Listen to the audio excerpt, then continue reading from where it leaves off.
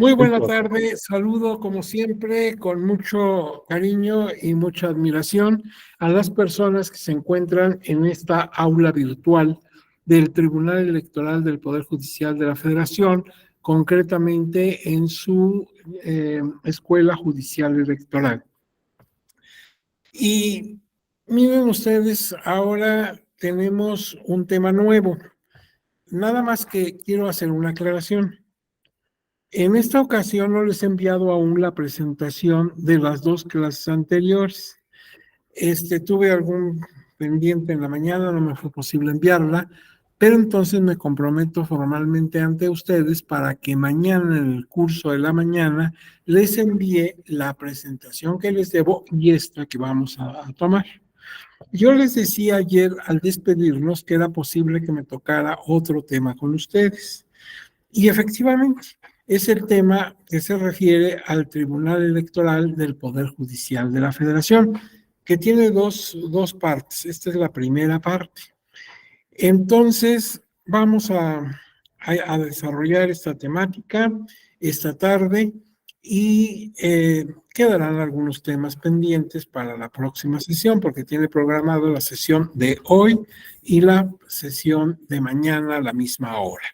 Bueno, entonces esto explica que no tengan todavía la presentación de la clase anterior. Miren, es obvio que si voy a tomar un diplomado en Derecho Procesal Electoral y me van a enseñar las vías impugnativas que hay, por ejemplo, en materia federal, el juicio para la protección de los derechos políticos electorales del ciudadano, el juicio de revisión constitucional electoral, el juicio de inconformidad, los recursos de reconsideración, en fin, son muchas vías. Bueno, pues si me van en este diplomado a mostrar esas vías, a ver la regulación de ellas, a hablarme de casos emblemáticos o importantes en cada una de ellas, bueno, por lo menos que puedo saber de antemano, como tema introductorio, pues el órgano federal que conoce y resuelve estas impugnaciones, que es precisamente el Tribunal Electoral del Poder Judicial de la Federación. Y claro, se puede ver esto desde muy diferentes enfoques. Por ejemplo, desde el enfoque de cuál es la estructura del tribunal, dónde está su fundamento constitucional y legal, cómo están sus distintas salas que la integran y qué facultades tiene. ¿De dónde viene este tribunal? ¿Cuál es su origen histórico, evolutivo? Bueno, se puede ver desde muchos ángulos. Entonces, vamos a ver en esta ocasión a este tribunal desde esas distintas ópticas. Bueno, miren ustedes, en honor a la verdad, esta presentación que nos va a servir para apoyar nuestra explicación es de su servidor, pero en coautoría con el doctor René Casoluengo Méndez y el licenciado Alexander Reyes Guevara. Fíjense ustedes que tal vez conocen al ahora maestro Alexander Reyes Guevara y al doctor René Casoluengo Méndez. Ellos dan conferencias, son especialistas y tal vez alguna vez han leído por ahí algunos de sus artículos o de sus libros y desde luego han tenido oportunidad o la tendrán de escuchar alguna intervención en una conferencia, etcétera. Bueno, entonces, en honor a la verdad, este documento no es exclusivamente mío, sino está en coautoría con otros dos especialistas. Bueno, esto salva nuestra obligación de cumplir con los derechos de autoría. Bien, ahora vean ustedes lo siguiente. Vamos a hacer una presentación de este tema de la siguiente manera. El objetivo de la exposición de esta ocasión es proporcionar una visión panorámica sobre el Tribunal Electoral del Poder Judicial de la Federación, su fundamento constitucional y legal, su estructura y funcionamiento, así como sus retos y logros como institución mexicana forjadora de cultura de legalidad en materia electoral. Entonces, hagan de cuenta que vamos a tener como una visita guiada, como que ustedes estuvieran presentes en la sala superior del tribunal y yo tuviera el privilegio de dirigir un recorrido, una ruta por sus principales dependencias. Y les iría yo mostrando, pues, qué hacen, cómo está la distinta organización del tribunal. Es lo que vamos a hacer. Empecemos por el asunto histórico. Miren, en este sentido puedo decir lo siguiente.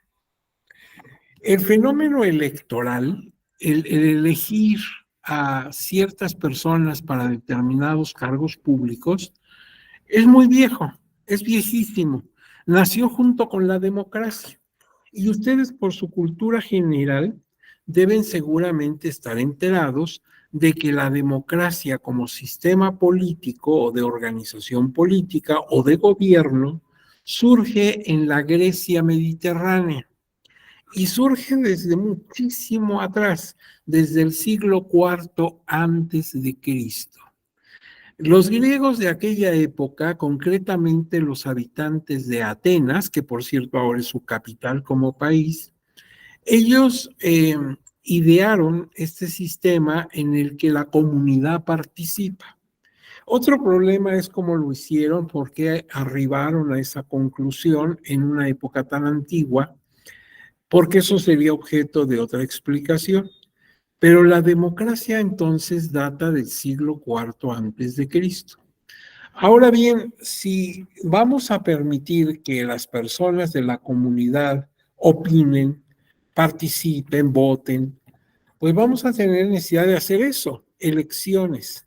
Vamos a tener que nominar vía elecciones, o sea, votar hacia ciertos ciudadanos para que ocupen determinados cargos públicos que están diseñados en nuestra estructura de gobierno. O sea que el fenómeno electoral, el ir a votar, es muy viejo, muy antiguo. Claro, ellos lo hacían a su real saber y entender y con la rusticidad de la época, pero hacían elecciones. Y había conteo de votos para ver cuál ciudadano había sido el ganador para obtener un cargo. Nada más que si hacemos elecciones, necesitamos un órgano que realice dos cosas. Una, que califique la elección, que dé constancia, que dé seguridad, certeza de que la elección cubrió requisitos. Ya en aquella época había requisitos tanto para la elección como para ser electo, o sea, requisitos de elegibilidad, diríamos hoy. Entonces, debe haber una autoridad que observe todo el proceso y determine si éste cumplió a cabalidad los requisitos que señala la ley. Entonces, calificar elecciones. Y en la segunda actividad, que pueda resolver, que tenga la autoridad, la potestad para resolver en caso que entremos en conflicto por las elecciones. Imagínense, las elecciones es un fenómeno pues muy hermoso porque podemos a través de nuestro voto decidir el destino de nuestro país, de nuestra comunidad. Pero también, pues hay posiciones políticas, hay intereses, hay grupos. Y entonces mi interés puede chocar con el tuyo. Y yo no estoy de acuerdo o tú no estás de acuerdo conmigo. Y entonces entramos en conflicto, entramos en controversia. Entonces necesitamos alguien que esté sobre nosotros, arriba de nosotros como autoridad política y pueda determinar la razón para uno o para el otro, de acuerdo con la ley, con las normas vigentes. O sea, que pueda resolver controversias en materia electoral. Entonces, son dos actividades, resolver controversias en materia electoral y calificar las elecciones. Ya los griegos tenían sus órganos, no viene al caso que comentemos cuáles eran, otro día me invitan a otra plática y con mucho gusto lo haremos, pero ahorita conviene que sepamos, en el caso de México, cuál autoridad o cuáles autoridades han tenido a través de nuestra historia esas dos funciones, calificar y resolver. Bueno, han de saber ustedes que en la época prehispánica no había elecciones. La democracia no es prehispánica, no nació en los pueblos prehispánicos de América. Ahí los gobiernos eran de otra naturaleza, eran gobiernos tribales. Había órganos de decisión. La gente, el común de las personas, no votaba. Alguno me podrá decir, oiga, pero existían los reyes aztecas que eran nombrados por un consejo. Sí, tú lo has dicho, por un consejo. Un consejo aristocrático formado por determinadas personas que terminaban diciendo a la muerte del anterior monarca, su sucesor es este. Pero el pueblo no participaba. O sea, las personas del pueblo no votaban. Era un órgano aristocrático formado por personas de cierto nivel, un grupo de personas, un pequeño colegio. Algo similar pasaba con los mayas. Y todos los demás pueblos no tenían ni siquiera eso, sino que eran gobiernos de cacique, gobiernos de facto prácticamente, los que gobernaban, no había elección popular. Entonces, en la prehispanidad no tenemos pues un ejemplo claro de elección. Las elecciones en este México nuestro actual se iniciaron con la llegada de los españoles y lo que estoy diciendo ahorita te puede sorprender. Dices, ¿cómo en tiempos de la colonia con los españoles elecciones? Sí, pero voy a decir exactamente en qué sentido. Nosotros no elegíamos, por ejemplo, al virrey. Ese lo nombraban en España. A propuesta del rey de España, el Real Consejo de Indias aprobaba el nombramiento y ya de repente nos informábamos que el conde de esto o el duque de aquello sería el nuevo virrey. El pueblo no intervenía. Tampoco los gobernadores de las provincias, porque el territorio de Nueva España se dividía en provincias, como ahora se divide en entidades federativas. Entonces a Nueva Galicia o el nuevo Reino de León o al nuevo Santander llegaba el gobernador designado también desde España y en ocasiones nombrado por el virrey de la Nueva España. Entonces ahí no había democracia, no, el pueblo no participaba. Entonces, ¿dónde estaban las elecciones? En los ayuntamientos. El ayuntamiento es una figura que vino con la conquista. El conquistador Hernán Cortés fundó el primer ayuntamiento en nuestro territorio en Veracruz y de ahí se multiplicaron los ayuntamientos. Y toda la colonia, los 300 años que duró la colonia, tuvimos ayuntamiento, gobierno municipal. Y los miembros de ese ayuntamiento, con la estructura de la época, al jefe o coordinador o autoridad suprema en el ayuntamiento, que era el señor corregidor. A veces le llamaban alcalde, alcalde superior o mayor, lo que ahora también llamamos alcalde o presidente municipal. Pues ese había que elegirlo y junto con él a los regidores. Por eso él era el corregidor, el que rige con los regidores. Entonces, pues había que elegir a esas personas. Según el cargo era la duración en él. Duraban algunos cargos un año, otros 2, otros 3. Y dicen las leyes de Indias que se aplicaron aquí en estos territorios de 1680, que el primer domingo del año, el primer domingo de enero, al salir de la misa principal, que era la de las 12 del día, los vecinos que iban saliendo eran visitados en la localidad por las personas salientes. Y les decían a voz en cuello, yo ya voy a terminar mis funciones, necesitan elegir quién me quede en mi lugar. Y entonces, a mano levantada y a propuesta de la misma gente que estaba ahí reunida, así como en un grupo escolar, pues yo propongo a don fulano para corregidor y yo propongo a don Mengano y luego pues a mano levantada a ver quién tiene más votos. No omito decirles que quienes votaban eran los jefes de familia, los varones, las mujeres obviamente no participaban, lamentablemente estaban marginadas. El voto más femenino es ya de nuestro tiempo contemporáneo, 1953. Entonces, así se elegía. Y uno ve, pues, que no había partidos políticos, no había un instituto que orquestara o armara la dinámica de la elección, como ahora contamos con el INE y antes contamos con el IFE. Pues eso no existía. Tampoco existían los partidos políticos, ni el padrón electoral, ni las listas nominales, ni las urnas, ni todo eso no había. Pero sí se elegía a mano levantada. Entonces, ante esta circunstancia, había que calificar y resolver elecciones, como ya se les presentó a los muy antiguos, como los griegos. ¿Quién lo hacía? En las provincias, el señor gobernador era el que, pues después de que se hubieran celebrado las elecciones, determinaba si éstas habían cumplido o no cumplido con su especificación en la ley. Y por otro lado, si había controversia, la resolvía el mismo gobernador. En el caso de la Ciudad de México, pues era el propio virrey.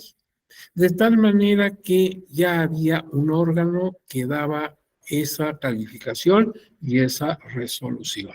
Y fue lo único que pudimos nosotros elegir en la época colonial. Cuando ya está terminando la colonia, estamos en 1812 y entonces surge la constitución política de la monarquía española, que la conocemos popularmente como la Constitución de Cádiz, porque ahí se elaboró en el puerto de Cádiz, al sur de España, y también la conocemos como la Constitución de 1812, por el año en que se expidió. Esa constitución, en realidad te digo, se llama Constitución Política de la Monarquía Española. Es muy importante porque nosotros todavía formábamos parte del Imperio Español. Todavía no lográbamos nuestra independencia. Ya estamos en guerra de independencia. En 1812 ya estamos en plena insurgencia, pero todavía somos colonia de España. Y todos los lugares de América que pertenecían a la colonia española, incluyendo México, la Nueva España, enviamos nuestros representantes, nuestros diputados allá a España, a Cádiz, para que participaran en la elaboración de la Constitución. Nosotros enviamos una delegación de señores constituyentes, muy destacados, por cierto, que fueron allá, cruzaron la mar y explicaron sus razones y lograron algunas cosas en esa Constitución de Cádiz. Entonces, pues fíjate, hay una cosa interesante. Ya en esa Constitución de Cádiz se explica que va a haber elecciones dentro del poder legislativo. El ejecutivo no, porque era un rey, era un monarca, entonces él tenía otro tipo de designación. Había elecciones para los diputados, nada más una cámara. El Congreso se formaba con una sola cámara, la Cámara de Diputados, diríamos hoy. Allá en España le llaman cortes, cortes. Cuando tú veas la palabra corte refiriéndose a legisladores, no vayas a pensar en nobles, sino que es un cuerpo colegiado, es una asamblea legislativa, pero le llaman cortes. Había una corte extraordinaria, la que estaba elaborando la Constitución de Cádiz. Una vez que ésta se expidiera, en lo sucesivo, cada 2 años habría una nueva corte. O sea, tendríamos cada 2 años que renovar a los señores diputados. Y para eso se tenían que hacer elecciones, tanto en España como en América, porque nosotros mandaríamos nuestros representantes, así como los enviamos a Cádiz. Y entonces ocurre una cosa muy interesante. Resulta que las elecciones van a ser de manera indirecta y a 3 niveles. O sea, vamos a ir a votar por unos electores que luego irán a otra sede y votarán por otros electores que finalmente determinarán quién es la persona seleccionada para ocupar una curul, un asiento en Madrid. Entonces son elecciones indirectas y a 3 niveles. ¿Cuáles serán los niveles? Parroquia, partido y provincia. Parroquia, partido y provincia, las 3 P. Parroquia. En aquella época todos practicaban la religión católica, no había problema sobre eso, o sea, no estamos transgrediendo esa norma de libertad de cultos porque no la había. España era un país católico y la Inquisición se encargó de que nadie fuera ajeno al catolicismo.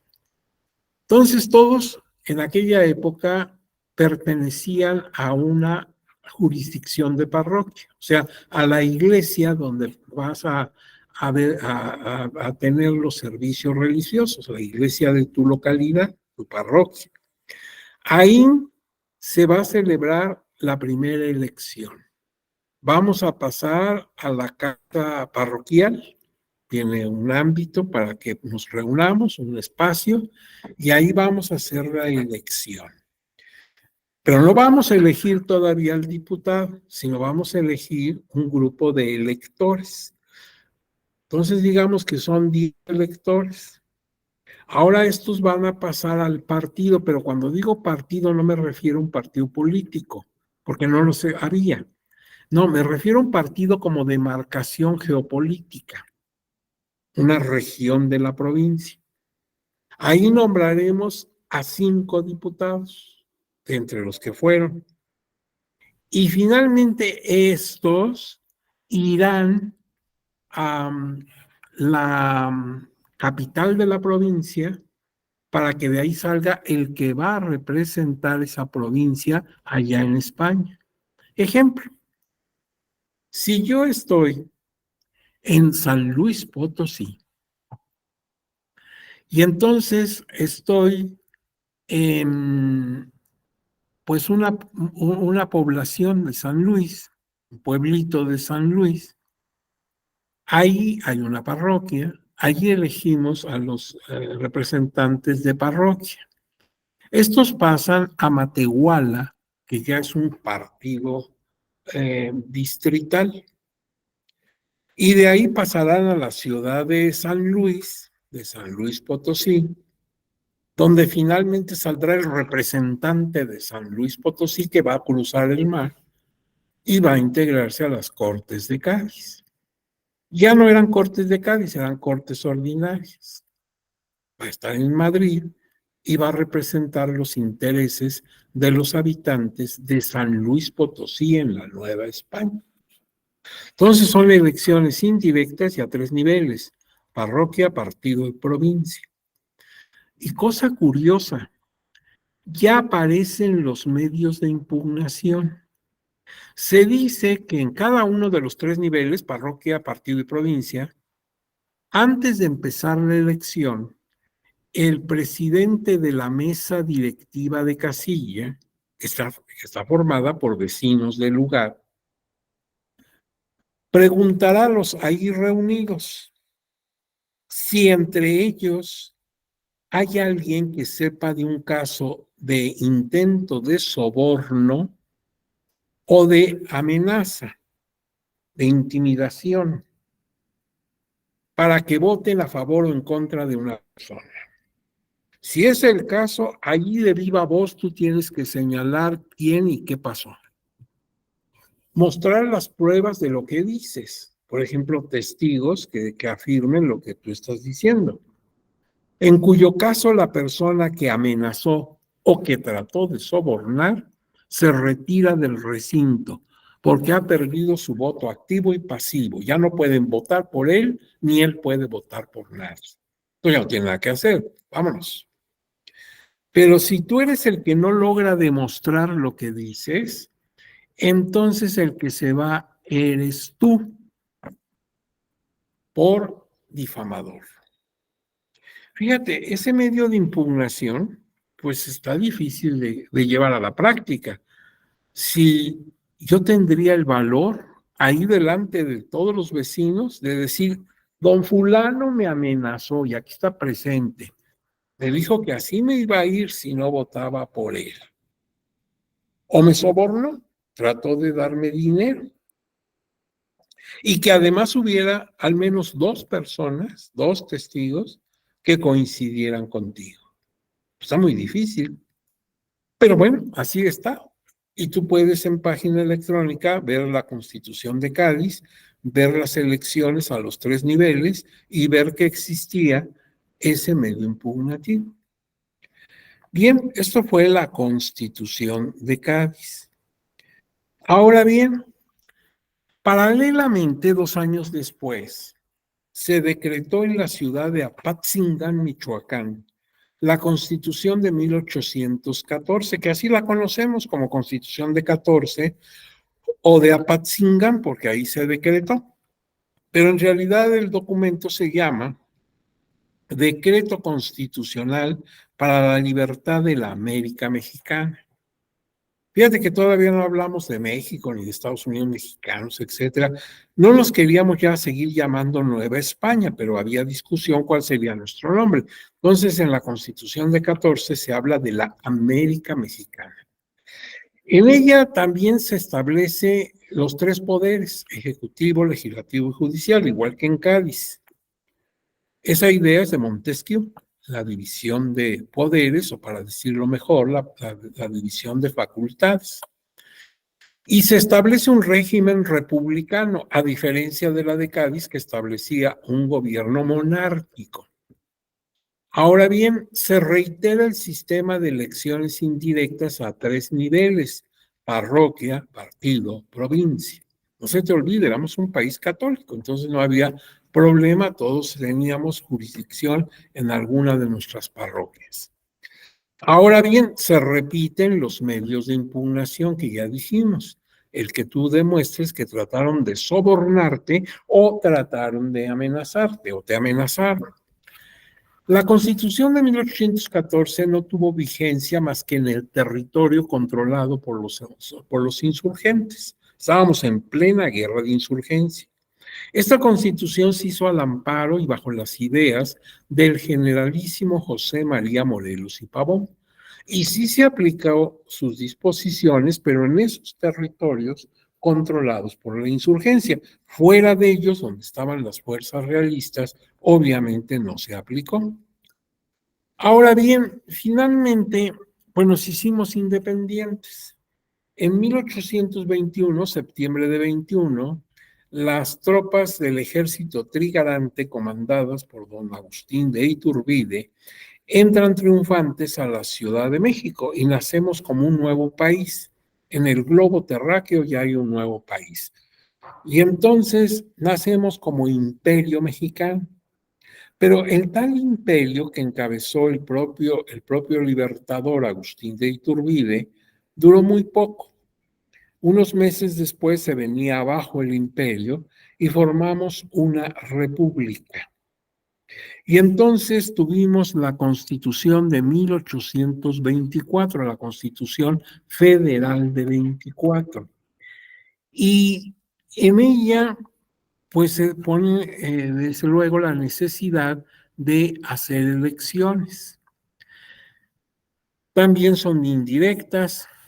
Y después tuvimos varias constituciones, la de 36, la de 43, el acta constitutiva de 47, y por ahí nos fuimos con varias reformas. En aquella época resulta que pues las personas que dirimían las controversias que pudieran ocurrir en elecciones, ya sean República Federal o Central, porque tuvimos una época en que fuimos República Centralista, las provincias no eran estados, eran departamentos, como todavía están algunas repúblicas en nuestra América, por ejemplo Colombia, por ejemplo Guatemala, nuestros vecinos de puerta con puerta, pues ellos tienen un régimen centralista. Entonces nosotros también tuvimos centralismo y luego volvimos al federalismo. Bueno, en todas las constituciones que México tuvo en el siglo XIX, generalmente eran los jueces de distrito o los jueces ordinarios los que resolvían las cuestiones electorales que se planteaban.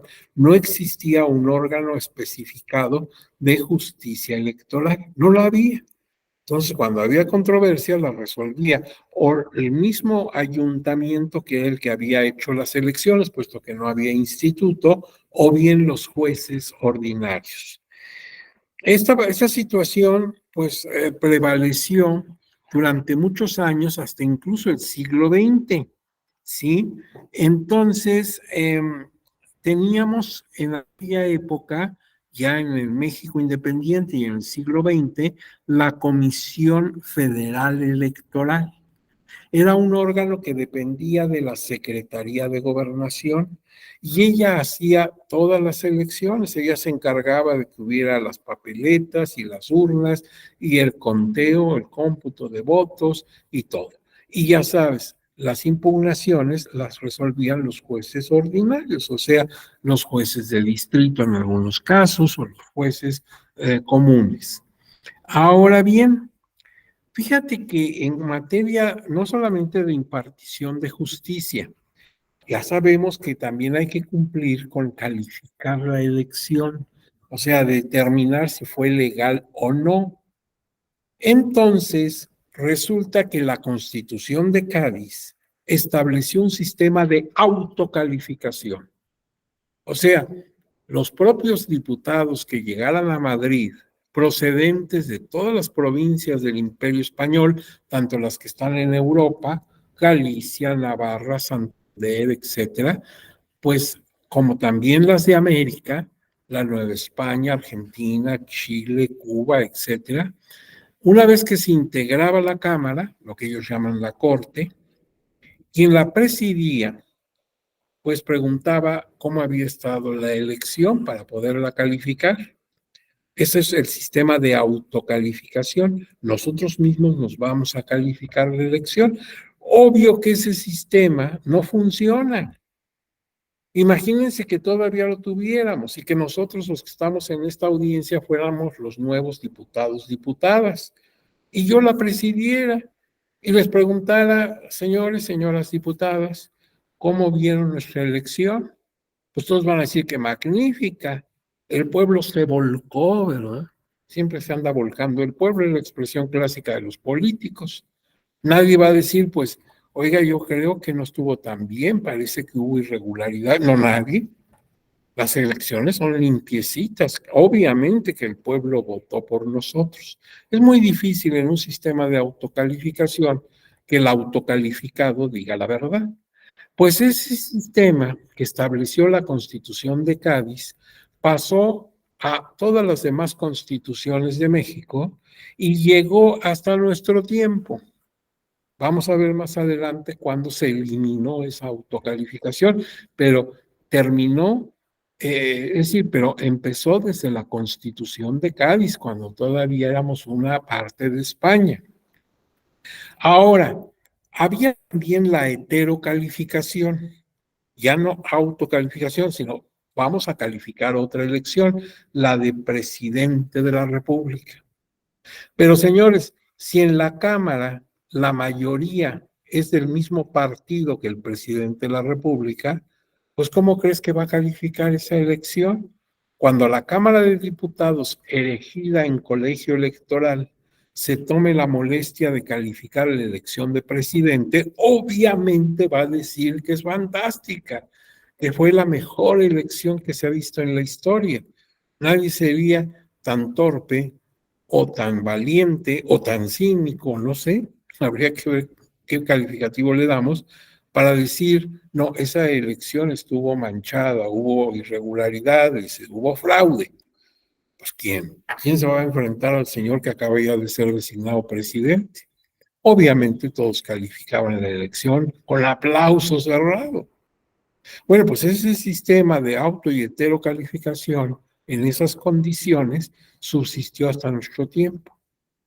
Vamos a ver enseguida, en 1977, ya estamos en nuestro tiempo, ustedes todavía no nacían porque son muy jovencitas, muy jovencitos, pero ya 77 es el tiempo contemporáneo. En aquellos días se expidió la Ley de Organizaciones Políticas y Procesos Electorales. Esta ley, por sus siglas, se conoce como la LOPE. Muy forzadamente se le puede llamar LOPE con doble P. Y esto porque el presidente de la época era don José López Portillo. Y ya sabes, hay que quedar bien con el ejecutivo de turno. Entonces, si eres López, mejor que la ley se llame Lope. Se va a sentir muy contento el señor. Pero a nosotros nos interesa hablar de la Lope porque en ella se amplió el espectro de vías de impugnación electoral, incluyendo el recurso de reclamación del que debería conocer y resolver la Suprema Corte de Justicia de la Nación, sin que su resolución fuera vinculante para la Cámara de Diputados elegida en colegio electoral. Fíjate, esa Lope tenía muchos recursos, muchas vías impugnativas en materia electoral. La queja, la reconsideración, la revisión, muchas más. Pero uno de los recursos se llamaba de reclamación. Ahí era solamente para la elección de diputados federales, nada más ellos, la Cámara de Diputados del Congreso de la Unión, que en esa época tenían autocalificación de elección. Entonces, contra la calificación de la elección que hiciera el colegio electoral de la Cámara de Diputados, cabía el recurso de reclamación que conocería y resolvería la Suprema Corte de Justicia de la Nación, nada más que con una característica. Una vez que tomara la decisión resolutoria, daría cuenta, notificaría a la Cámara, al colegio electoral de la Cámara de Diputados, y podía o no tomar en cuenta el punto de vista de la Corte. Para los abogados eso significa que no tiene efectos vinculantes, o sea, no está obligada a cumplir. Simplemente se enteraba y si quería, por el prestigio de la Corte, por el nivel de la Suprema Corte, tomar en cuenta su criterio, lo tomaría, y si no, pues simplemente lo añadiría al expediente. ¿Tú te imaginas que estamos hablando del máximo tribunal del país, el representante de un poder como el Ejecutivo, porque no hay un poder más alto que el otro poder? Entonces, ante esta circunstancia, pues era muy desairado que la Suprema Corte, con todo su prestigio y todo su nivel, diera una sentencia, emitiera su sentencia, y esta se tomara pues simplemente como un consejo, ¿verdad? Si lo quieres tomar en cuenta bien y si no, lo archivas. No hay efectos vinculatorios. Muy mal diseñado ese recurso de reclamación. Por lo mismo, en los poquitos años que estuvo vigente, no pasó a mayores. Sí se llegaron a interponer algunos recursos de reclamación, pero no tuvieron trascendencia, porque la misma Corte pues, no estaba dispuesta a pasar como en segundo lugar en una situación jurisdiccional. Pero fue un intento. Por otro lado, en 1987 se estableció el Tribunal de lo Contencioso Electoral destinado a conocer y resolver impugnaciones en materia electoral federal. Se integraba en un pleno situado en la Ciudad de México con 7 magistrados numerarios y 2 supernumerarios. Sus resoluciones tampoco eran vinculantes para el Congreso de la Unión. Estamos en 1987, en el año anterior, a fines del año 86, se expidió el Código Federal Electoral. Eran tiempos del presidente del presidente Miguel de la Madrid. Y entonces, te lo digo al presidente para que ubiques más o menos en qué época fue. Entonces, en ese momento se hace algo muy importante. Se crea por primera vez un tribunal dedicado a la materia electoral. Nunca habíamos teníamos elecciones desde la época colonial, pero un tribunal dedicado a cuestiones electorales no lo teníamos. Este es el primero, el Tribunal de lo Contencioso Electoral. Por sus siglas, le llamamos TRICOEL. Y era el primer tribunal, y era un tribunal autónomo, o sea, no dependía del Poder Judicial de la Federación, ni tampoco de otra autoridad judicial o administrativa. Sin embargo, sus funciones pues, eran muy limitadas. Era nuestra primera intentona. Observa que nada más tiene una sede en la Ciudad de México, no tiene salas. Observa que es un cuerpo colegiado, que son 7 magistrados que le llaman numerarios, o sea, diríamos propietarios, y 2 supernumerarios, que serían suplentes para suplir ausencias de los anteriores magistrados. Y pues, por ejemplo, en materia de elecciones, resolvían controversias y pues las ponía a la disposición de la Cámara de Diputados o la Cámara de Senadores erigidas en colegios electorales para su propia calificación, autocalificación, o para la del presidente de la República en la Cámara de Diputados, que ahí sería heterocalificación, pero con la inconveniencia de que la Cámara de Diputados pues era del mismo partido que el presidente. Entonces le pasaba lo que a la Corte, no tenía efectos vinculatorios su decisión en esa materia. Esto duró muy poquito, en 87 fue el 97 fue este asunto, perdón, 87. Y en 90, o sea, 3 años después, terminó sus funciones el Tribunal de lo Contencioso Electoral y surgió el Tribunal Federal Electoral, el segundo tribunal en materia electoral. Entonces el TRICOEL dejó de existir, dejó de funcionar, y ahora tenemos el TRIFE, por sus siglas es el TRIFE. En aquella época era muy fácil, INE, IFE y TRIFE. El IFE era el instituto y el TRIFE era el tribunal.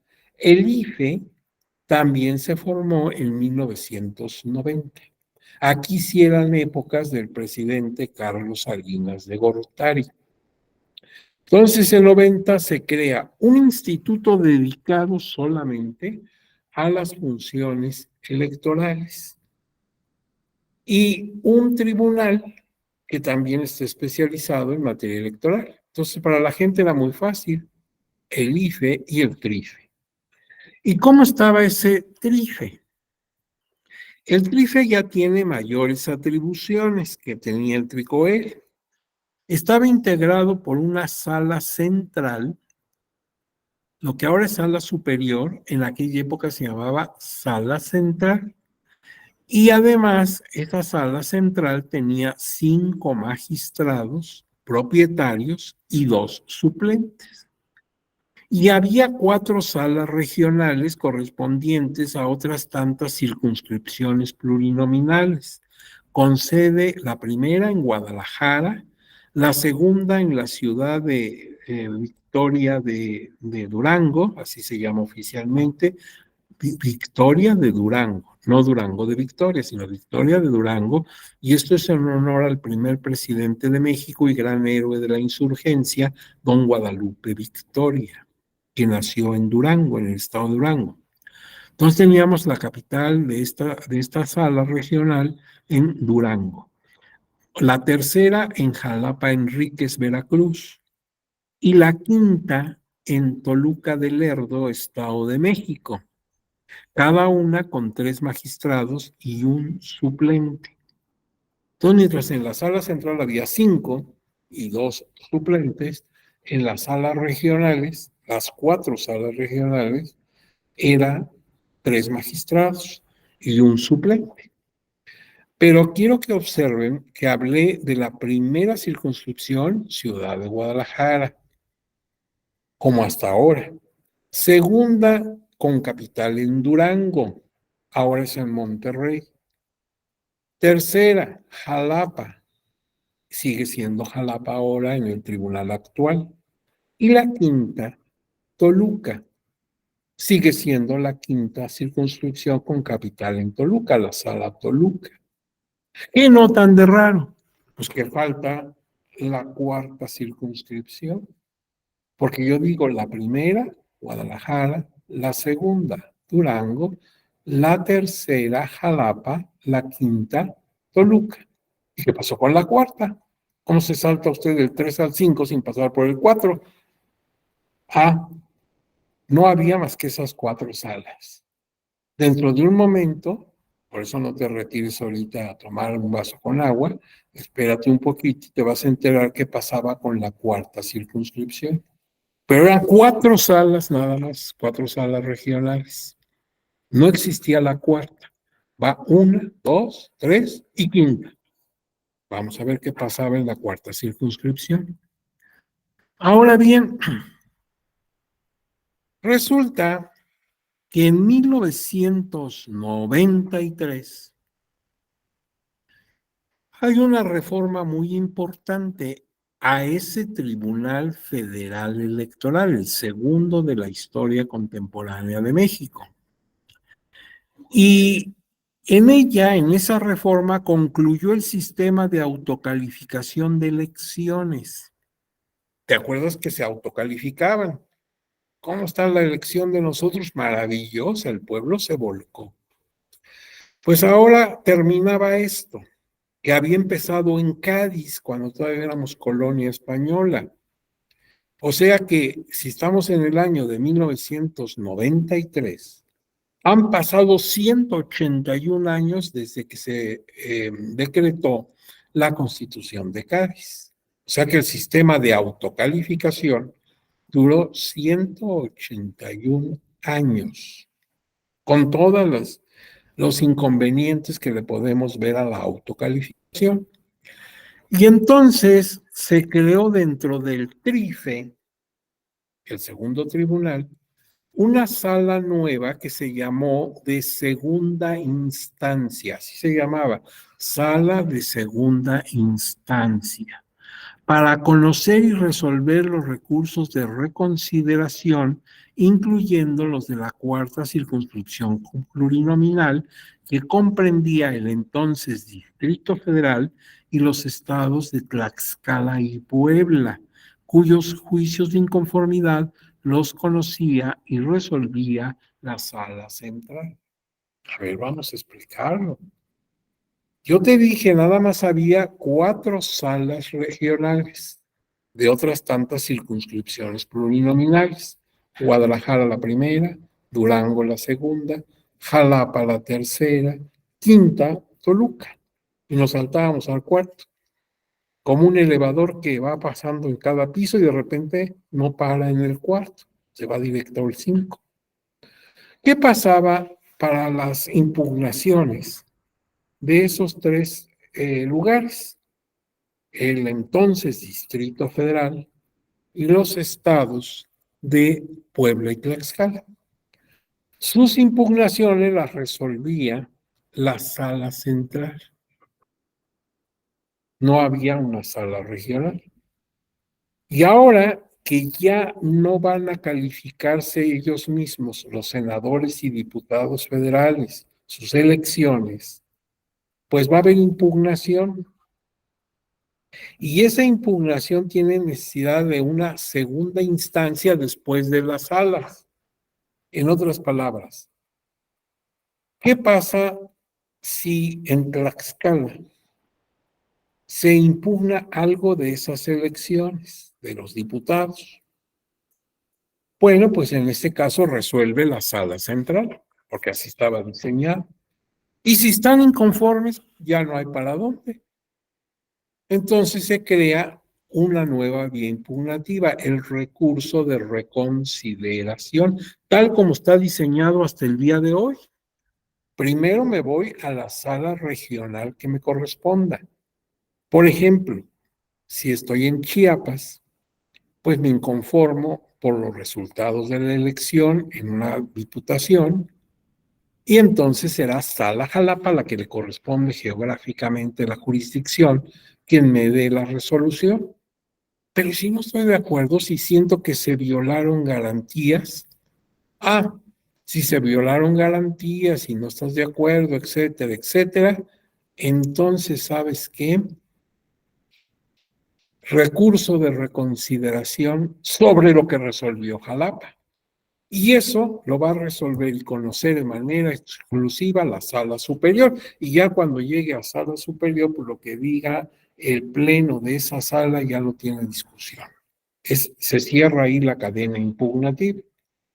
Ahora está muy bien, pero en aquel trife no estaba tan bien, porque funcionaba para las otras circunscripciones, pero para la cuarta, imagínate, en Tlaxcala se inconforma, resuelve sala central y se inconforma y vuelve a resolver sala central.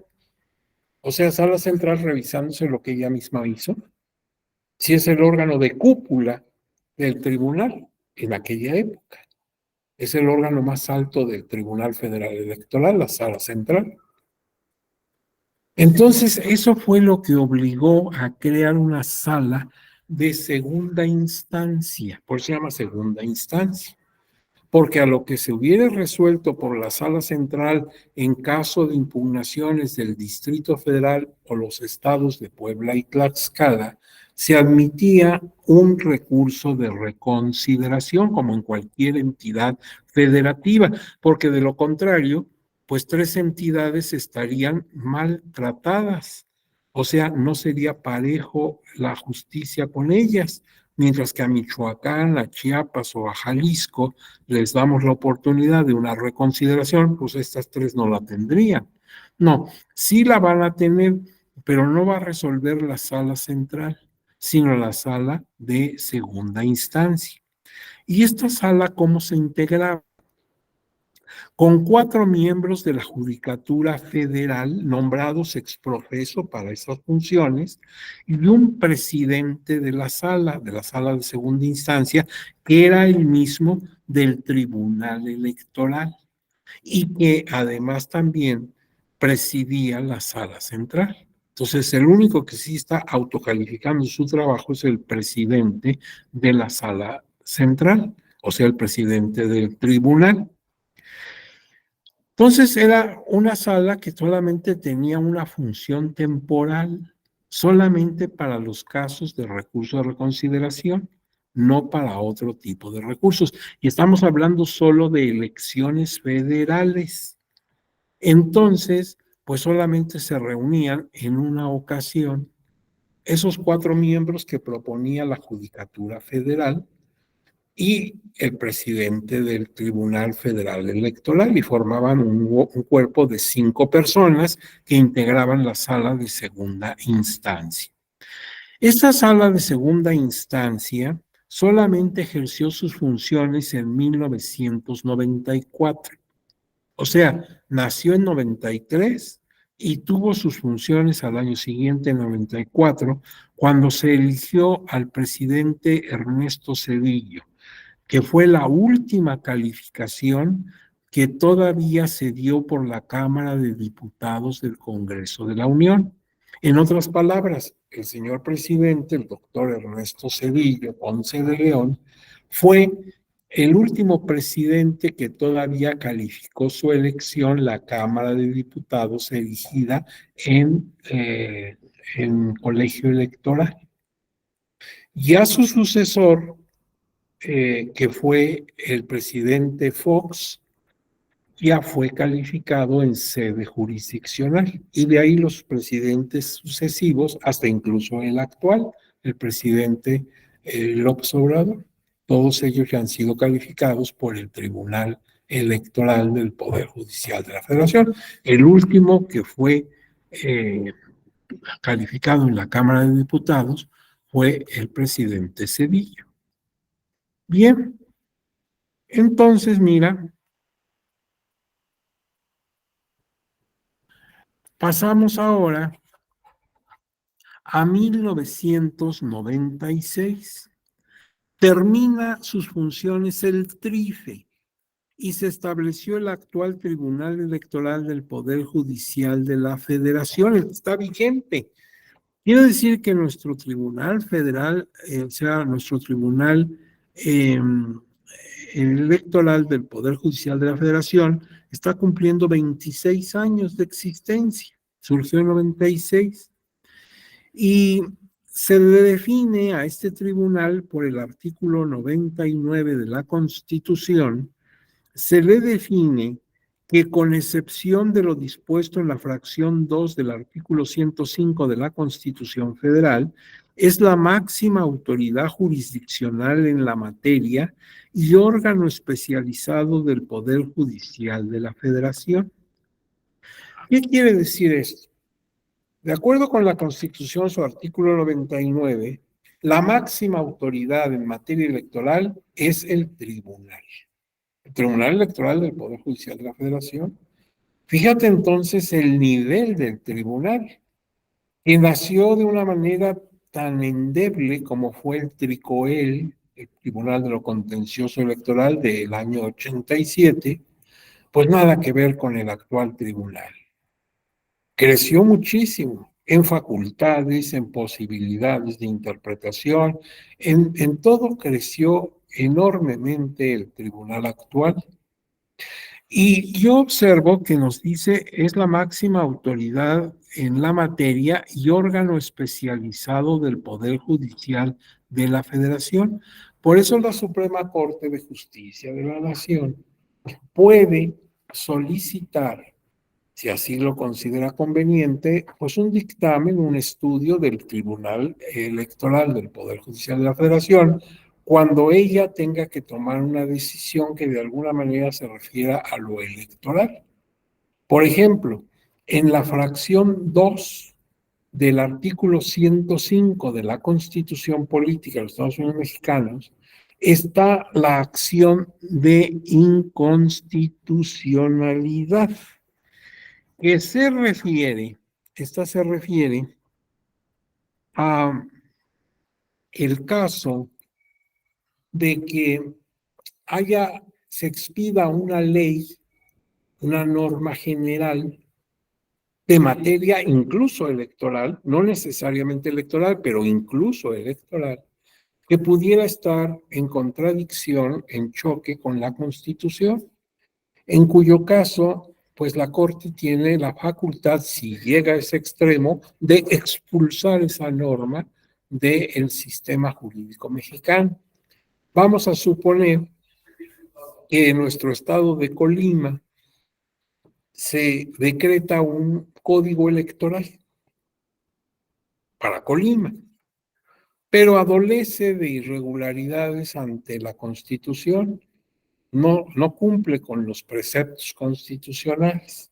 Entonces se interpone por quienes pueden interponer la acción de inconstitucionalidad y de ello conoce la Suprema Corte. Y Suprema Corte puede, ya si es el extremo, decir esto se expulsa del sistema jurídico nacional.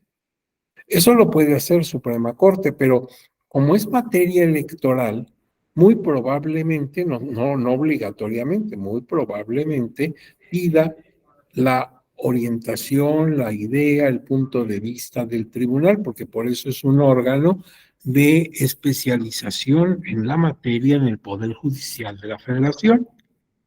Lo que dictamine el tribunal no vincula a los ministros de la Corte, no, pero puede ser orientador. Ya ellos sabrán qué valoración le dan a lo que dictamina el tribunal desde el punto de vista técnico electoral. Un estudio muy puntual de si cumple o no con principios constitucionales, y esto puede orientar mucho a la Suprema Corte. Ahora, las acciones de inconstitucionalidad no solamente son de materia electoral, pueden ser de materia agraria, de materia fiscal, de materia penal, de muchas cosas.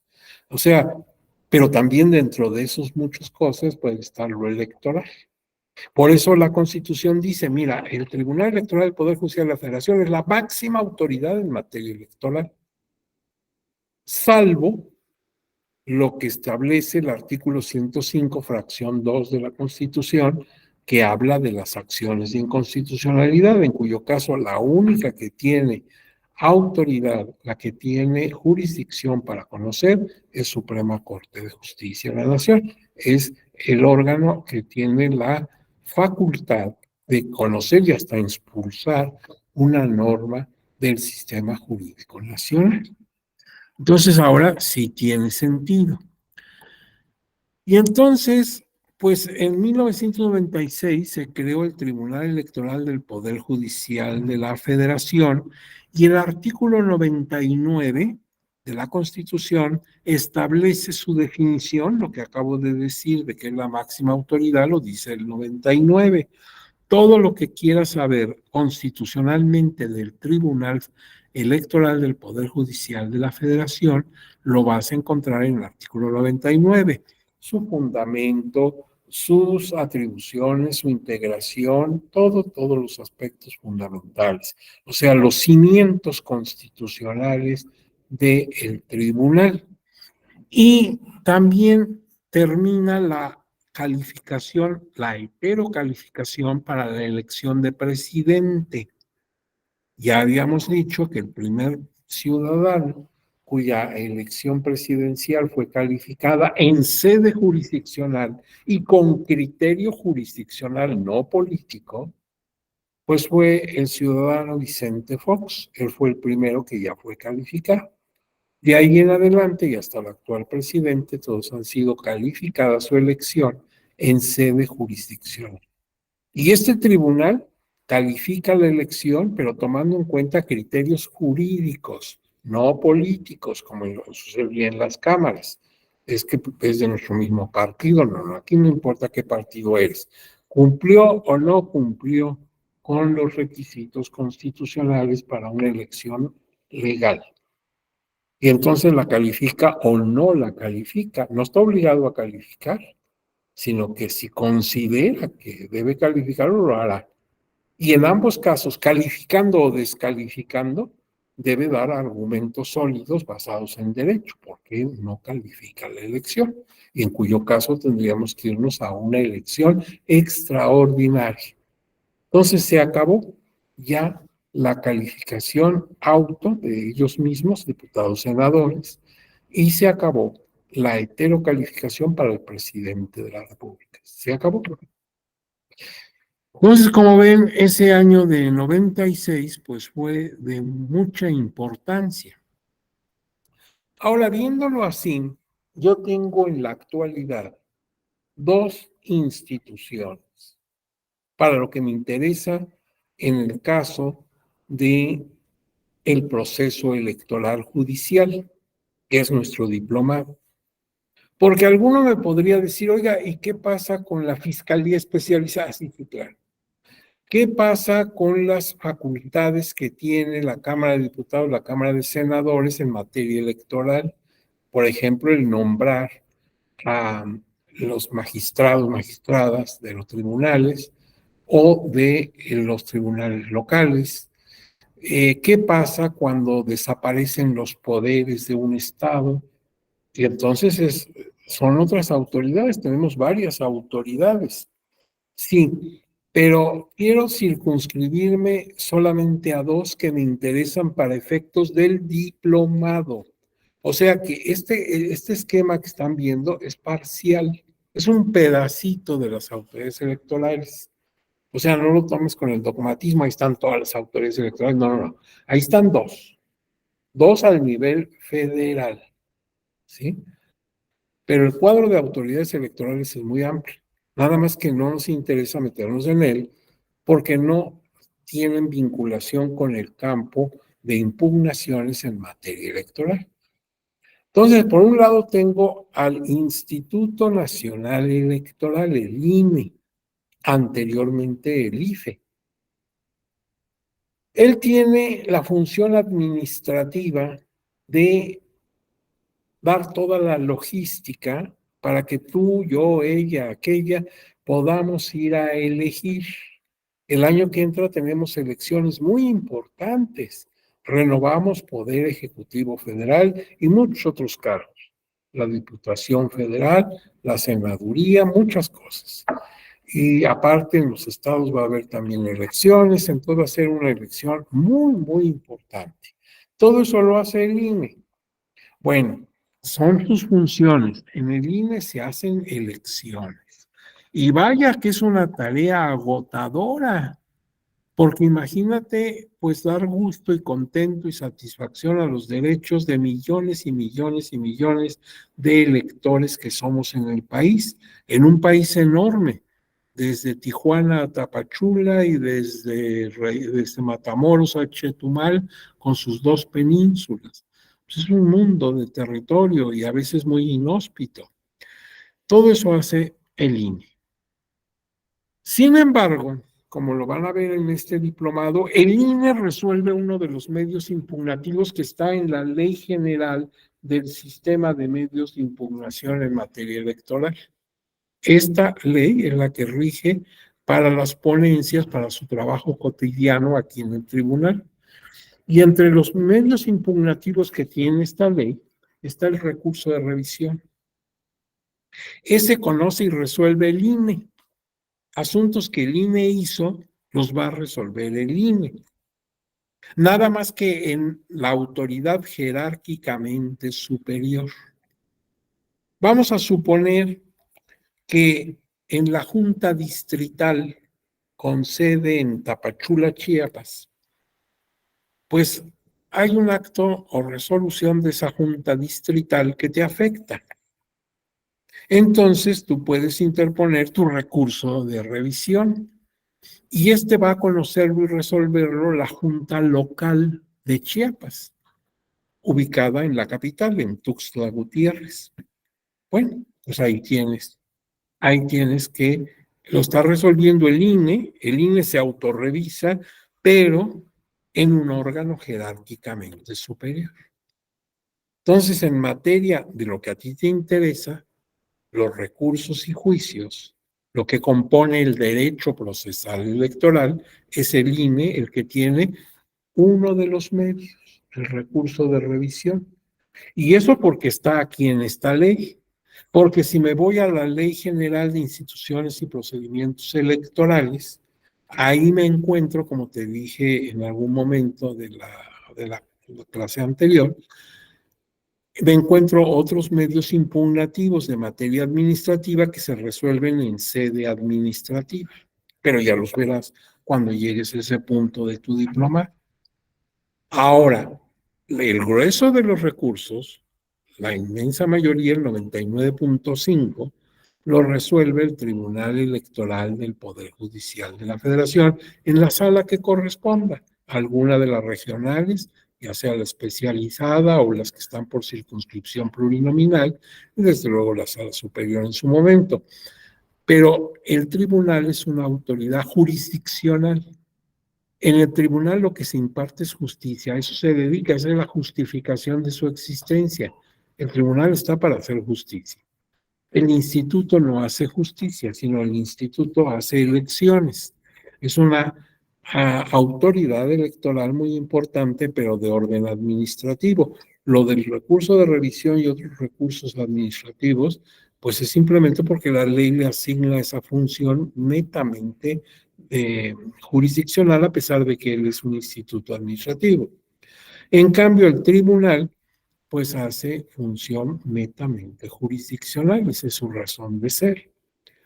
Ahora bien, aquí tienes alguna distribución de funciones muy elemental, así como para abrir boca, porque claro que las funciones del Instituto del Tribunal son muchísimas, pero por ejemplo, abajo en esta presentación, en la parte inferior, está el INE y dice, entre otras, o sea, entre muchas otras. Mira, por ejemplo, planear y desarrollar las elecciones federales o locales, seleccionando y capacitando a los ciudadanos que integran en casillas electorales, expedir credenciales para votar con fotografía, incluyendo reposiciones y cambios de domicilio. Fíjate que la credencial se llama oficialmente credencial para votar con fotografía. Así lo hace la ley, así la llama a este documento, a este. ¿Sí? Ahí lo tienes. Bueno, tú tienes la tuya, todo ciudadano tiene su credencial para votar con fotografía. Eso tiene una explicación, porque en el año 90 que se creó el Instituto Federal Electoral, el IFE, pues tenía que credencializar a la ciudadanía y se venían encima las elecciones. Entonces se advirtió que no era posible, era imposible, humanamente imposible, credencializar a todo el país en tan breve tiempo. Y se dijo, por esta ocasión, pues utilizaremos las credenciales antiguas antes de que se creara el Instituto Federal Electoral, cuando existía la Comisión Nacional Electoral. Y esa no tenía fotografía. Por ahí tal vez en casa tengas recuerdos de tu padre o de tu abuelo, pues una credencial que parecía como un cheque y tenía especificación de muchas cosas, los datos del destinatario, pero no tenía fotografía. Y claro, se dijo, como toda credencial debe tener foto, o sea, hasta la credencial de los niños en la primaria lleva su foto. Y si entro a un deportivo, a un club deportivo, pues me toman una foto. O sea, cualquier credencial, por pequeñita que sea su importancia, lleva foto. Y cuanto más la de los electores. Entonces la ley, el Código Federal Electoral, el COFIPE, estableció textualmente en sus artículos credencial para votar con fotografía. Y se quedó el nombre. Y han venido muchas reformas y seguimos hablando de la credencial para votar con fotografía. Hoy eso ya es obsoleto. Jamás el INE te va a extender una credencial que no lleve fotografía, por favor. Toda credencial es para identificarte y para identificarte necesito obtener ahí tu rostro. ¿Sí? Entonces ya ahorita hablar de fotografía pues suena ridículo. Imagínate credencial para votar con fotografía, con candados o especificaciones de seguridad, con banda, la credencial para votar, con eso sería suficiente, pero por eso se llama credencial para votar con fotografía. Y todavía hay gente impertinente que cuando tú dices mi credencial para votar, dicen, ¿cuál es esa? Pues la que llevo yo el día que me voy a votar. Ah, no, esa es credencial para votar con fotografía. Pues sí, porque así lo dice la ley. Pero a estas alturas eso ya es obsoleto. Ninguna credencial se debe extender si no tiene foto. En ese momento sí, porque había muchas, no muchas, todas las credenciales no tenían foto. Pero ahorita pues sería imposible que te extendieran una credencial por parte del INE sin foto. Luego dice realizar la división territorial del país en distritos y circunscripciones plurinominales, la geopolítica del país, que es muy importante y se presta a muchas impugnaciones. Porque eso de que mi municipio quede dentro de una circunscripción o fuera de ella, no es nada más así de sencillo, sino que los partidos protestan porque ellos tienen municipios donde tienen muchísimo apoyo, muchísimos simpatizantes, y pues sí, al partir la fracción, es posible que les causes un daño.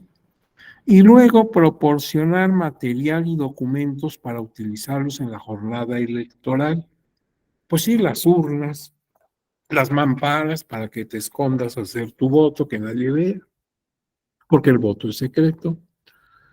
Inclusive la tinta esa que te embarran en el dedo, lo cual es una situación contra derechos humanos. ¿Cómo me marcas como si fuera yo una res?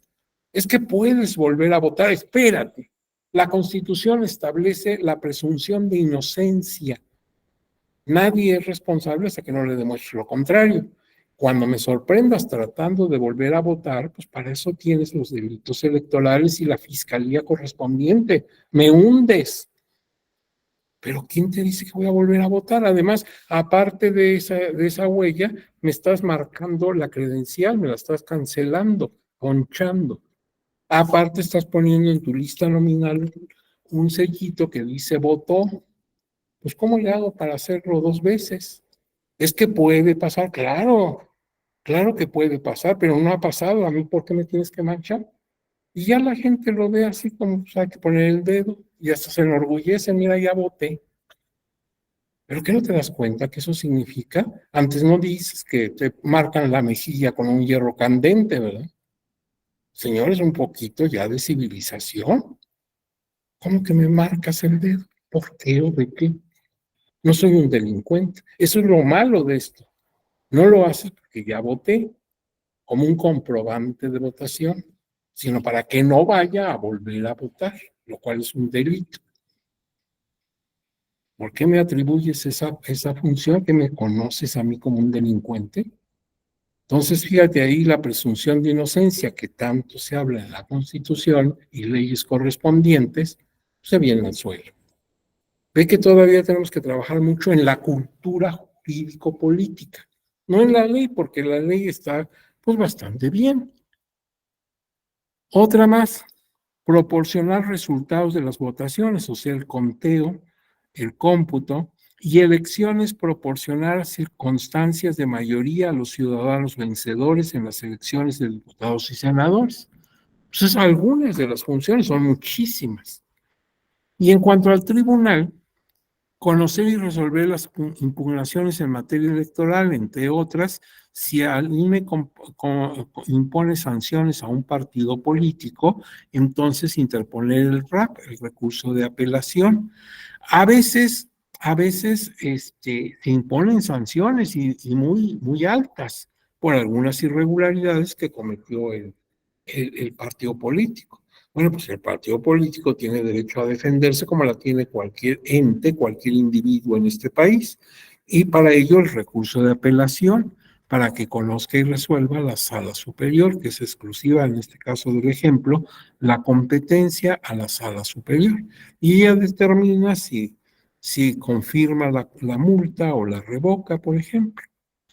Y así, pues todas las causales de nulidad de elección y de algunos otros aspectos que ya irás viendo en tu diplomado. También efectuar el cómputo final, esto es muy importante, de la elección de presidente de los Estados Unidos mexicanos y realizar, dice la ley, la Constitución, en su caso, la declaración de validez de la elección. Fíjate, dice en su caso. O sea, siempre y cuando el tribunal se haya percatado de que la elección cumplió requisitos constitucionales y legales. O sea, puede calificarla o puede descalificarla. No dice debe calificar, ¿no? Sino si es el caso, si cumple. No está obligado, no es así ya de oficio, no es así nada más para cubrir un requisito. Vamos a hacer un estudio detallado de todo lo que pasó y sobre eso daremos nuestro criterio para calificar la elección. Por eso la resolución es muy voluminosa, porque se ve todo, pero cuando digo todo es todo, lo que se impugnó y lo que no se impugnó. Y tiene que resolverse puntualmente con la mano en la ley, con la mano en la Constitución, con la mano en las disposiciones vigentes. Podría no calificarlo y entonces queda nula esa elección y tendríamos que irnos a una extraordinaria. Pero esto que antes lo hacía el Congreso de la Unión, concretamente la Cámara de Diputados, elegida en colegio electoral en un sistema de heterocalificación, pues ahora lo hace el tribunal y hace el último cómputo.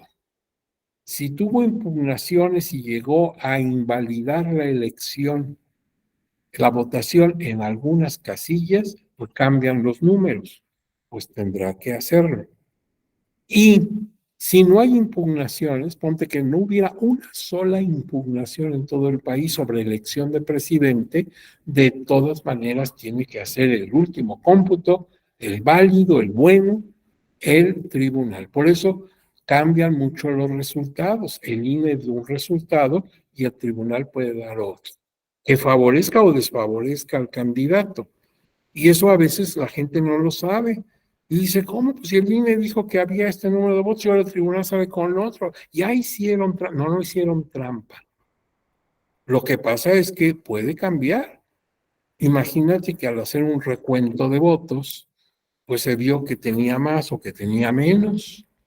Imagínate que en una casilla determinada se llegó al extremo de anular la votación recibida en esa casilla, como si ningún ciudadano se hubiera parado en toda la jornada electoral. Pues con una casilla, con una sola que cambie, ya cambió toda la contabilidad. Pues ahora lo sabemos porque la sala superior del tribunal es quien hace este trabajo. Es una facultad exclusiva de sala superior. Hacer el último cómputo con impugnaciones o sin ellas, tiene que hacer el último cómputo y en su caso declarar la validez de elección y dar la constancia de mayoría al ciudadano que haya obtenido, o la ciudadana, si es una mujer, que haya obtenido el triunfo en la elección. Estos son algunos de las facultades del tribunal. Ahora vamos a ver normas. Mira, en materia de normatividad, tengo la Constitución Política de los Estados Unidos Mexicanos, principalmente el artículo 99, pero también el 41 en su base 6 y el 60. Si yo tomo la Constitución Política de los Estados Unidos Mexicanos, hay 3 artículos que se refieren de alguna manera al tribunal. El primero de ellos es el artículo 41. El artículo 41 es muy importante en materia electoral en general. Ahí están los partidos políticos, las elecciones. Ahí están también los tiempos de radio y televisión, las campañas electorales, la propaganda electoral. Hay muchas cosas ahí, es un artículo muy amplio. Y entre las cosas que están, el artículo se divide en bases. Su base 6 romana dice lo siguiente. Vamos a ver qué es lo que dice el artículo 41, base 6 romana, para que veamos de dónde surge precisamente el Tribunal Electoral. Hicimos 41 y la base 6, que es la última. Dice así, mira, base 6. Para garantizar los principios de constitucionalidad y legalidad de los actos y resoluciones electorales, se establecerá un sistema de medios de impugnación en los términos que señalen esta Constitución y la ley. Dicho sistema dará definitividad a las distintas etapas de los procesos electorales y garantizará la protección de los derechos políticos de los ciudadanos de votar, ser votados y de asociación en los términos del artículo 99 de esta Constitución. Eso dice la Constitución. Fíjate que ella misma habla de un sistema de medios y así se llama la ley. O sea, esta parte da origen a esta ley. La Ley General del Sistema de Medios de Impugnación en materia electoral. Si la Constitución y la ley están hablando de un sistema, pues están hablando de algo complejo. Efectivamente, si yo veo esta ley, hay muchísimos medios impugnativos. Hay unos que son recursos, otros que son juicios, ya hemos hablado de esto, y todo porque la misma Constitución está advirtiendo que será un sistema, y un sistema implica un complejo de partes, o sea, algo complejo. Por otro lado, dice que dará definitividad a las etapas procesales. Bueno, a las etapas del proceso electoral tomado como actividad para elegir. Entonces, sí, pues termina la campaña, termina la jornada electoral, empiezan los cómputos, primero distritales, luego locales, etcétera, o de circunscripción plurinominal. Todo tiene etapas y cada etapa va terminando y es definitivo, es como si fuera cerrando ventanas. Ya nos regresamos otra vez al registro de candidatos y esta etapa ya pasó. Ni tampoco volvemos a la jornada electoral si ya pasó. Entonces, bueno, pues a eso se refiere la Constitución. Entonces, en el artículo 41, base 6, está anunciando que va a haber un sistema de medios de impugnación para darle constitucionalidad y legalidad a todo acto y resolución de autoridad electoral. Ese es el primer artículo que nos incumbe. El segundo es el 60. Si yo leo el 60, me voy a dar cuenta que habla de la impugnación de los resultados que dé el instituto en materia de elecciones y que lo que resuelva en primera instancia el tribunal lo puede todavía recurrir el interesado en un recurso de reconsideración. Entonces, en este diplomado tú vas a llevar en una de tus clases, vas a llevar el juicio de inconformidad y su segunda parte, que es el recurso de reconsideración. El juicio de inconformidad se lleva a cabo en las salas, por ejemplo, en las salas regionales, salvo que estemos hablando de elección presidencial, que esa se va directa y en única instancia, o sea, en conformidad ante sala superior. Pero si son diputados, senadores, primero a la sala que le corresponda por jurisdicción territorial. Entonces se va a Sala Toluca. Ahí se resuelve el juicio de inconformidad. Pero las personas afectadas todavía pueden intentar una segunda impugnación, ahora a través del recurso de reconsideración del que conoce y resuelve exclusivamente la sala superior, y ya lo que ahí diga ya es definitivo e inatacable. Ahora, cuando tú estudies el recurso de reconsideración, vas a ver que ha ampliado muchísimo su cobertura de procedencia. O sea, ya hay muchas cosas que se pueden reclamar vía reconsideración, pero lo esencial para lo que estoy hablando en este momento es que es una segunda parte del juicio de inconformidad. Entonces, eso está en el artículo 60, o sea, estos dos medios de impugnación, sin llamarlos así, nada más habla de que podrán ser impugnados, pero no dice cuál es la vía, porque esto ya lo dice la Ley General del Sistema de Medios de Impugnación en materia electoral. Entonces, estos dos medios de impugnación, la inconformidad y la reconsideración, sus bases constitucionales están en el 60. Y el 99 ya sabemos que establece al tribunal como máxima autoridad en la materia. Entonces, si tú ves, nuestro tribunal tiene 3 artículos exclusivos, así directos hacia él, como las patitas de una pieza prehispánica. Ya ves que son 3 patitas que le ponen en el barro nuestros prehispánicos a sus vasijas. Son tripoides, pues así las ves en las vitrinas de los museos. Entonces nosotros tenemos 3 patitas que nos sostienen, que son los fundamentos, los cimientos del tribunal. Artículo 41, base 6, artículo 60 y artículo 99. Los 3 van directamente a lo que hace el tribunal. Entonces se parece un poquito a las vasijas tripoides de los pueblos prehispánicos. Esto por ver la Constitución. Pero luego tengo la Ley Orgánica del Poder Judicial de la Federación. Los 2 tribunales anteriores, el TRICOEL, el contencioso electoral, que fue el primero, el TRIFE, que fue el segundo, eran autónomos, no estaban incorporados al Poder Judicial. El actual, ya está incorporado hasta en su nombre, por eso lo dice Tribunal Electoral del Poder Judicial de la Federación. Entonces, pues, ¿dónde está regulado ya el detalle de todo lo que hace el tribunal? ¿Dónde están sus facultades ya especificadas? En la Ley Orgánica del Poder Judicial de la Federación. Si yo tomo esa ley, voy a encontrarme que fue pues relativamente muy sencillo. Mira, resulta que hasta el artículo 183 es el Poder Judicial de la Federación en términos muy generales.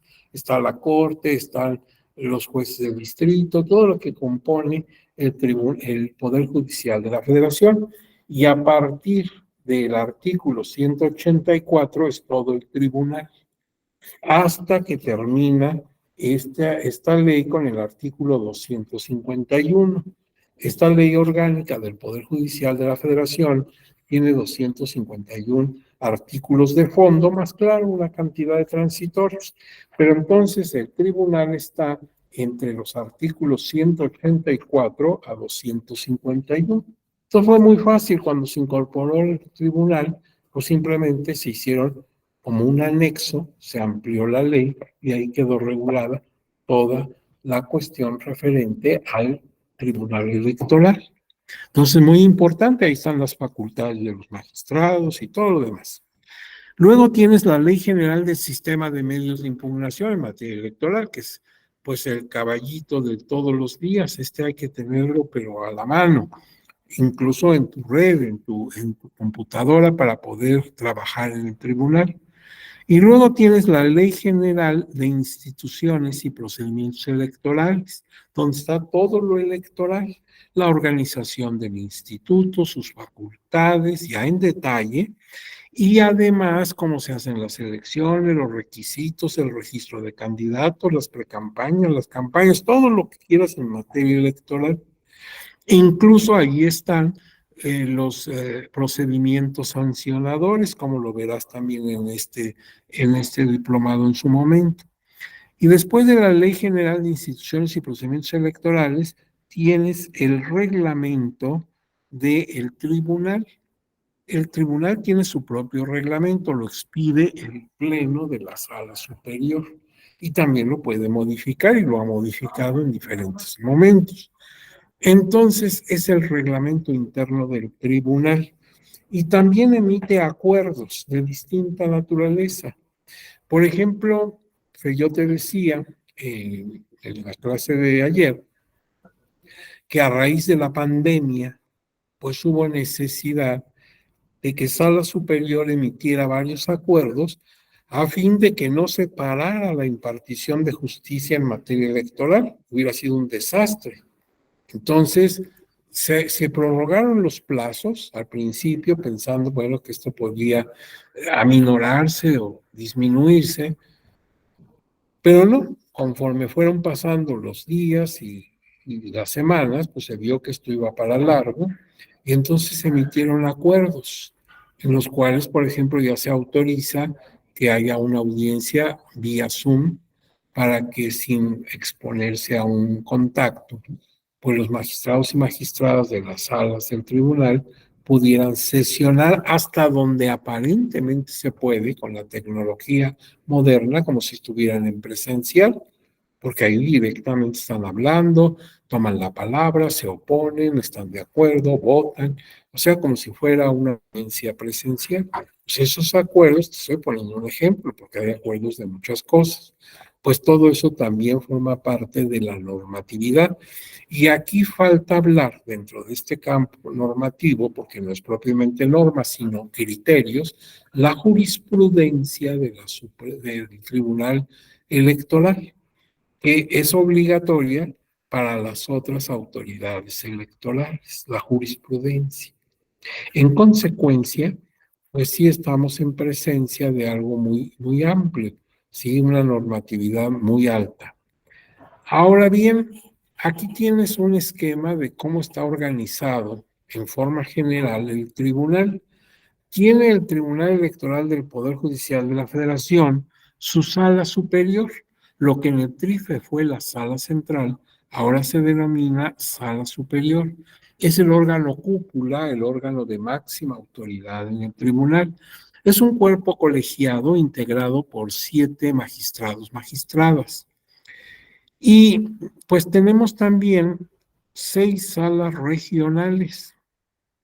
Cada sala está integrada por 3 magistrados. Y primero son las salas de circunscripción plurinominal. La primera con sede en Guadalajara, siempre ha estado ahí. La segunda con sede en Monterrey, antes estaba en Durango, en el Trife. La tercera en Jalapa, siempre ha estado así.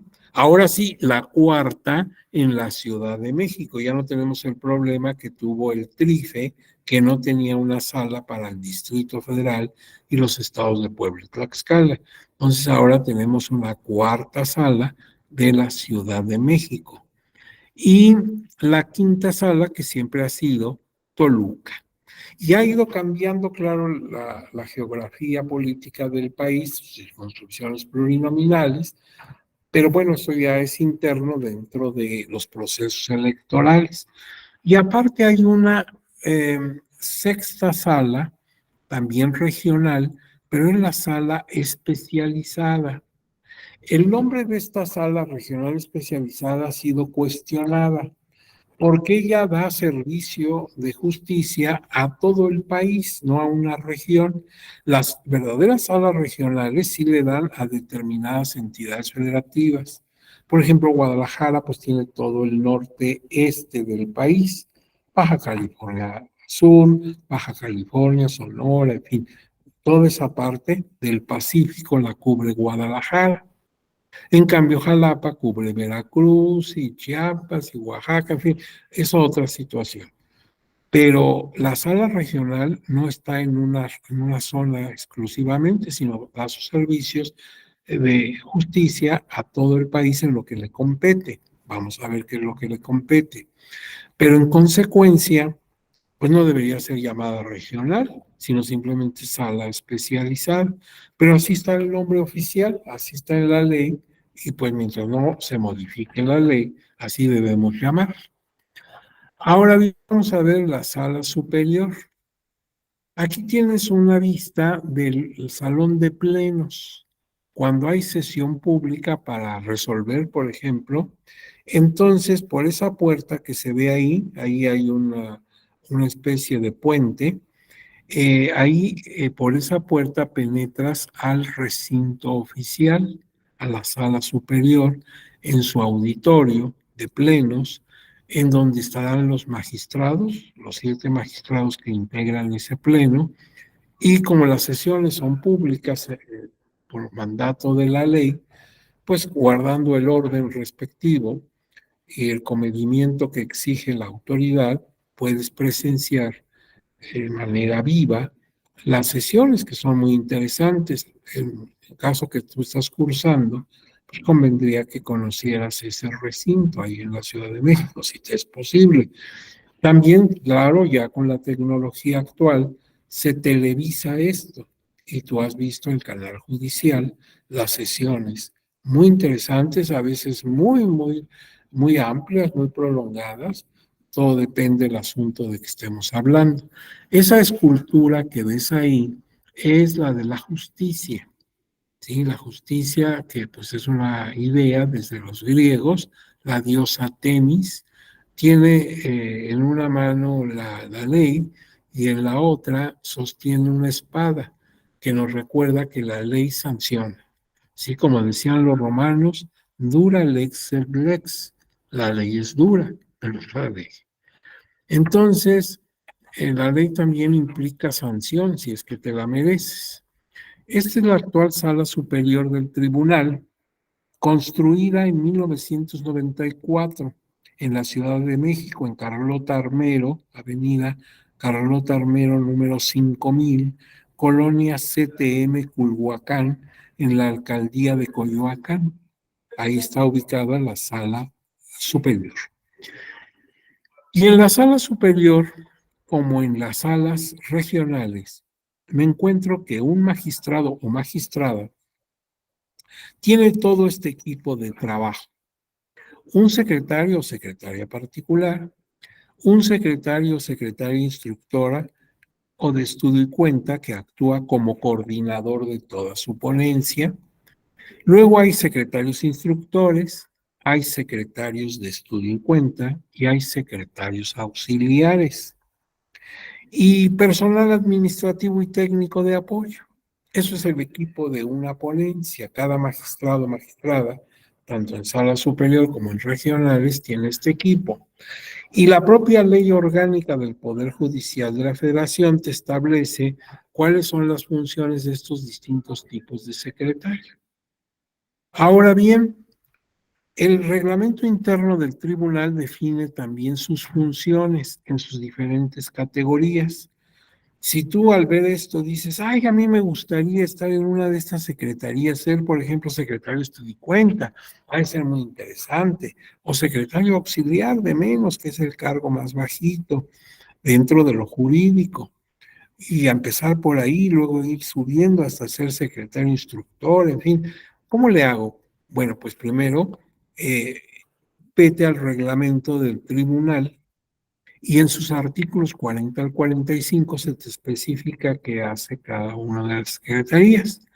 Unas sirven de apoyo, otros tienen la responsabilidad de dar cuenta al magistrado del estado del expediente que llega a su consideración, de proyectar la resolución, el proyecto de resolución, siguiendo las indicaciones que establezca el magistrado o la magistrada. Ella te dice, esto lo vamos a resolver así, con base en esto, quiero que vaya así, que tenga este argumento muy destacado. Bueno, pues tú vas a hacer el proyecto y lo vas a poner a consideración de tu magistrado o magistrada para que ella vea si le hace correcciones o lo admite así y lo pone ya a decisión del pleno, de sus compañeros de grado, o sea, sus compañeros magistrados, magistradas. Pero el proyecto, pues tú lo elaboraste siguiendo las indicaciones estrictas que te planteó, que te dictó el magistrado.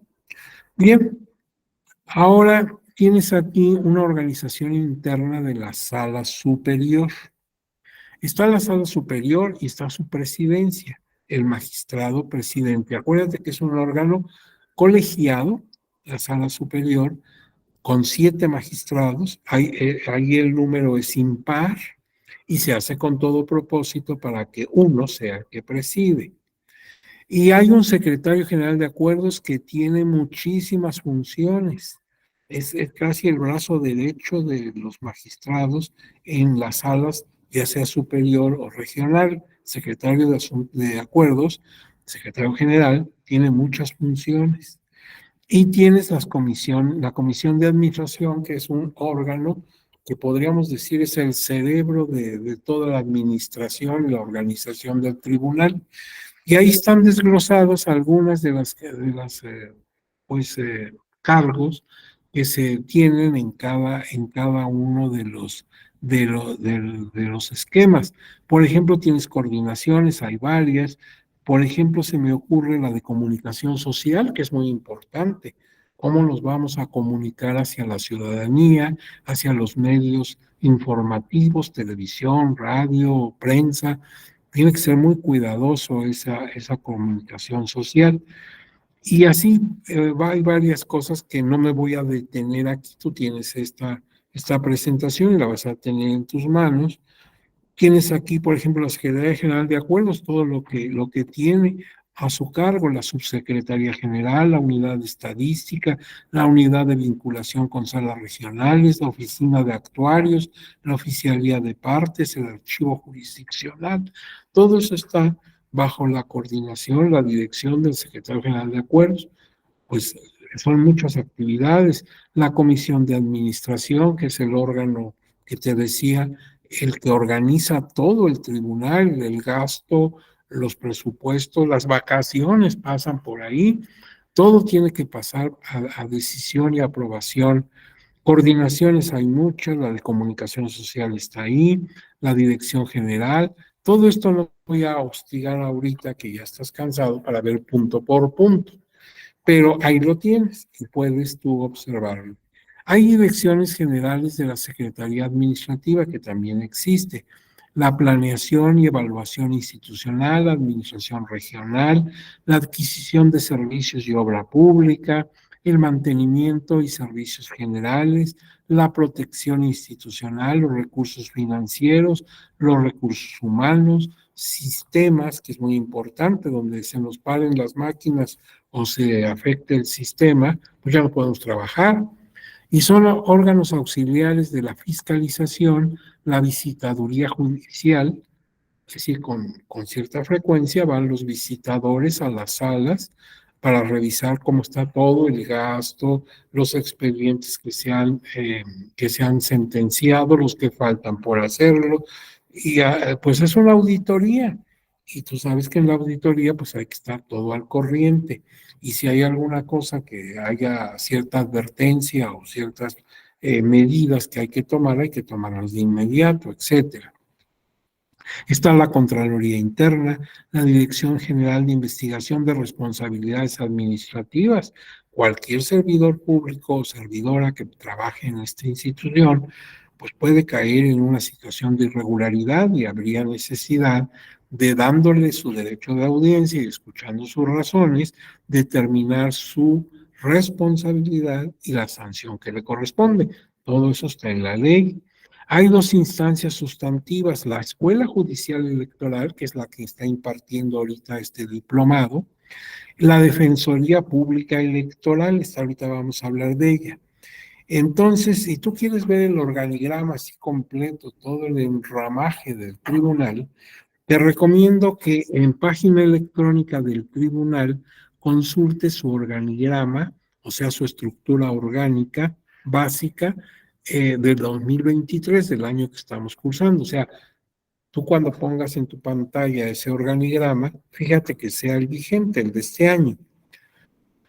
Ahora bien, mira, la sala regional especializada, aquí tienes las circunscripciones plurinominales que están con colores un poco difíciles, pero por ejemplo ahí tienes la primera circunscripción que te decía tiene su sede en Guadalajara, en Jalisco. Entonces todo está pintado de amarillo, cubre pues la costa del Pacífico y por ejemplo el estado de Chihuahua, el estado de Durango, en fin, ahí puedes ver. Y la sala Jalapa, que está pintada de rosa. Entonces implica, pues, Veracruz, Oaxaca, Chiapas, Tabasco, Campeche, Yucatán, Quintana Roo, y así cada una de las circunscripciones. Pero la sala general, la sala especializada, acuérdate que no tiene una circunscripción, en realidad no debería ser especializada.